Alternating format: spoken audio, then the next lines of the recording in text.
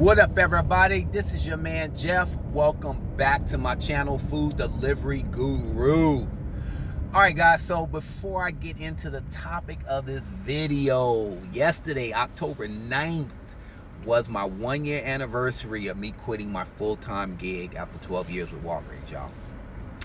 So the journey has been awesome. There's no regrets. Has some months out of this year been kind of tough? I can honestly say yes, but those tough months was due to me not working on certain days when I should have. Okay, but if you guys want to know a little bit more about me and you haven't watched my intro video, I'll put the link in the description below and you guys can take a look at that. But you know, basically I gotta make like $4,000 a month just to pay my bills. That's right, I said $4,000. I don't have no other income with the exception of food delivery, DoorDash, Grubhub, and Postmates, and caviar. Okay, and I haven't even done caviar. So the first three, and I've done $4,000 consistently every single month. All right, so those that the naysayers that say you can't go full-time and do this full-time, I wouldn't necessarily believe them. Now, if you're in California and you're thinking about going full-time, I would hold off and wait to see what happens with AB5 before you think about that. Now, if you're in a different state, the money can be made, okay? So anyway, enough about that. Let's go ahead and talk about acceptance rating. Okay, guys, if you have a low acceptance rating, and if you're a new DoorDasher, you should know that you cannot get deactivated from the DoorDash platform for a low acceptance rating. I don't care what anybody tells you. I don't care if your best friend's sister told you that she got deactivated for a low acceptance rating. It is a lie. Bottom line, lie. Unless you got an email from DoorDash stating that the reason why you got deactivated was because of a low acceptance rating, then I don't want to hear what hearsay, what somebody said on Facebook, what some YouTuber said trying to get, you know, likes and views. It's all BS. If you get deactivated for whatever particular reason, if it's something serious, DoorDash is going to let you know, okay? Now, there are a lot of instances where they don't let you know. They just deactivate you, okay? But you won't get deactivated for a low acceptance rate. I know too many drivers that have been rocking zeros for months and months and months and months on end, and they still get, you know, they're full-time drivers. They still make good money just like me, and they're still out there driving, you know, every day just like me. So now you might ask, okay, so why is that whole acceptance rating put in place? And why did DoorDash, why do they state that we can't get deactivated? What is the purpose behind all this? Well, the purpose behind the acceptance rating, guys, and the reason why we can't get deactivated for that is because we are independent contractors, okay? We have the right to accept or decline whatever offer they send us, because it's on us on how we want to be profitable. Now, everybody's situation is going to be different. That's why you have some people that will take a $4 order and some people that will not, okay? It has nothing to do with the education of how the system works. I think by now there's a lot of people, except for the new dashers, pretty much understand how the system works. But you're going to take offers, you know, based on your need, okay? And as an independent contractor, you have that right, okay? So, you know, nobody can tell you what to take and what not to take as an independent contractor. Now, all that might change in California due to this AB5, but up until right now, we still have the ability to decline every single order if we want to. I could turn on my app and decline 50 orders in one day if I feel like it. And there is nothing that DoorDash should be physically able to do about it. Okay, so that's what it's there for, guys. I mean, as a contractor, you have to take the offers that are profitable for you, and those that are not, you know, as my boy would say, Bentley Coupe, throw them back into the pool. So, now the other reason behind acceptance rating is so that DoorDash can track exactly why you're declining an offer. Okay, so they're running data consistently and constantly on why you are declining an order. Hence, I'm gonna go into what someone told me, which I'm not saying is the truth, but it is a huge possibility that it could be. All right, so a little birdie told me that the acceptance rating system was designed for you specifically in mind. Now you might ask, what am I talking about?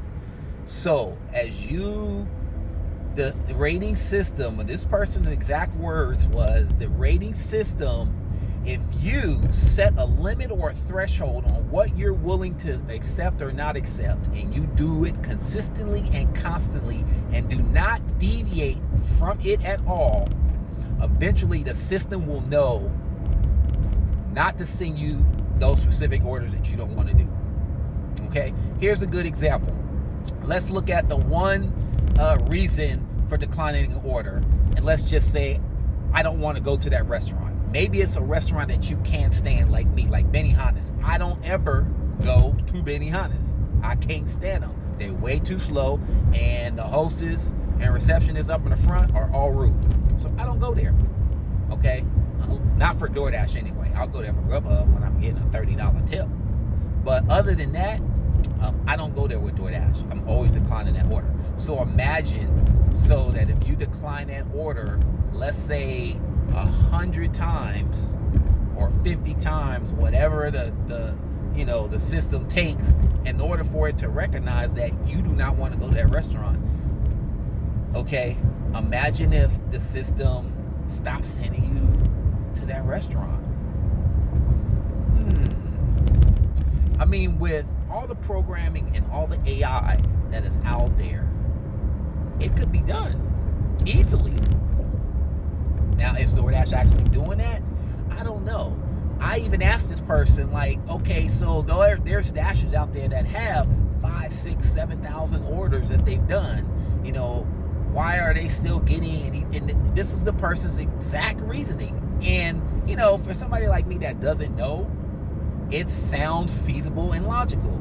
It said that we, as human beings, as emotional human beings, we are all over the board when we are declining orders.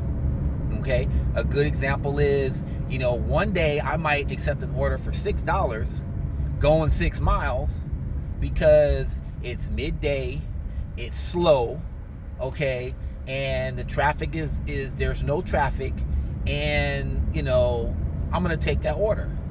But it could be raining the next day. It could be during peak hours where there's a lot of traffic, and doing an order for $6 for 6 miles might not be feasible. Okay, and so because we're emotional creatures, we're gonna decline orders on specific days or different instances than we would on other days, which makes sense, because I don't believe anyone has stuck to an actual limit or threshold when they're declining orders. You guys tell me if you've done this, or are you all over the board? So this person is telling me that if we set a threshold and we stick to it, that the system will eventually recognize that and stop doing it. What do you guys think? I'm like one that I like to test out what people tell me, because I don't believe shit anybody says unless it's in writing. Okay, and then DoorDash in this case doesn't tell us anything about how that acceptance rate works, with the exception of the little few sentences that they have. So starting Monday, guys, which is the 14th, I'm going to put this system to the test just to see if it works, because I'm curious, y'all. I'm hella curious. So starting Monday, I am going to create a spreadsheet, keep track of every single order that comes through my phone, okay, from the mileage to the amount to the time it takes me to get that order done. And I'm going to set a threshold and a limit of what I'm willing to take. So for me, I am going to set my limit and threshold at what we had, what our minimum order was, which was $6, okay? So I'm not taking nothing, even on add-on orders, I'm not taking nothing less than $6, okay? And the only way I will decline an order that is $6 or more is if the mileage is not right. So the mileage has to be 6 miles or less for me to take that $6 order. I mean, I know normally I don't take those orders, but you know, I just want to stick with the 6 mile or 7 mile, $7, 7 mile, whatever the case is. Other than that, if it's not just that precise and it's not $1 a mile, I'm going to decline it. I should be able to get at least 100 orders done with no problem, sticking to that threshold and limit in 2 weeks. And I'm going to have my spreadsheet. I'm going to have my spreadsheet created. So I'm going to come back in a couple of weeks with my findings on whether that works or not, guys. So with that being said, this is going to be fun and interesting. All right. So anyway, enough about acceptance rating, guys. I got to get back to making these doggone deliveries and making some money, because today is Thursday. Today is an easy 200 plus day, and I'm only at like $90 because I've been BSing all day. So other than that, I got a little thing for you guys to comment on. So I want you guys to put in your comments, what is the strangest tip that you ever have gotten doing DoorDash? Whether it be weed, whether it be, you know, a $2 bill, whatever the case is, the strangest tip you've ever received, okay? And the only reason why I'm bringing that up, because today I've got the weirdest tip ever. Somebody gave me a code to get a free car wash. That's new on me, guys. Now, I'll take it because my car can always use a wash. But anyway, guys, y'all let me know what the strangest tip is in your comments below. And I will definitely come back with the statistics and stats on this acceptance rating to see if the system will recognize that. Because if it does, that is going to be some awesome information for us to tailor that system for each one of us. All right, guys. You guys drive safe out there. Make that money. And peace out.